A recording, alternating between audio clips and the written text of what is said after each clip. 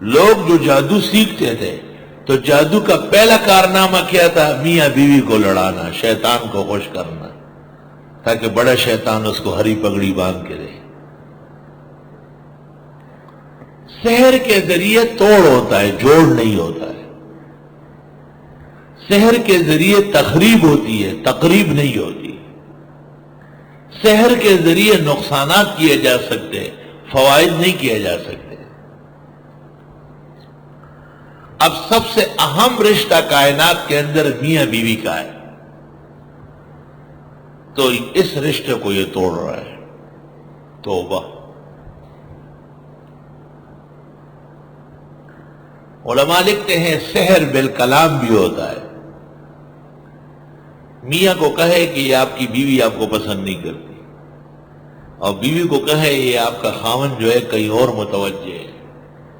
اب وہ ایک دوسرے پر شک کرنے لگتے ہیں تو باتیں ٹیڑھی ہو جاتی ہے، اب لڑائی شروع، وہ ادھر چلی گئی، یہ ادھر چلا گیا۔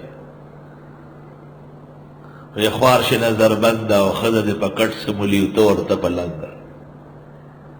اور کلام کے ذریعے بھی سحر ہوتا ہے۔ لڑکے کو کہہ دیتے ہیں کہ فلاں لڑکی آپ کو پسند کرتی ہے، اور لڑکی کو کہہ دیا جاتا ہے کہ فلاں لڑکا بس آپ کے بغیر سوتا ہی نہیں، ہر وقت روتا رہتا ہے۔ انسان کی عادت ہے کہ جب یہ اپنی تعریف سن لے تو متوجہ ہو جاتا ہے۔ اس کو سحر بالکلام کہتے ہیں۔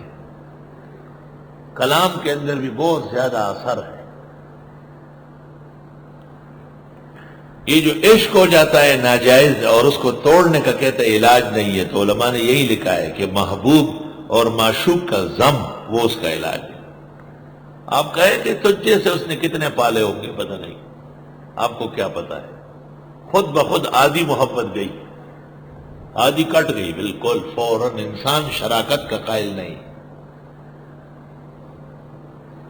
تو ضم محبوب یہ فراق محبوب کا سبب ہے۔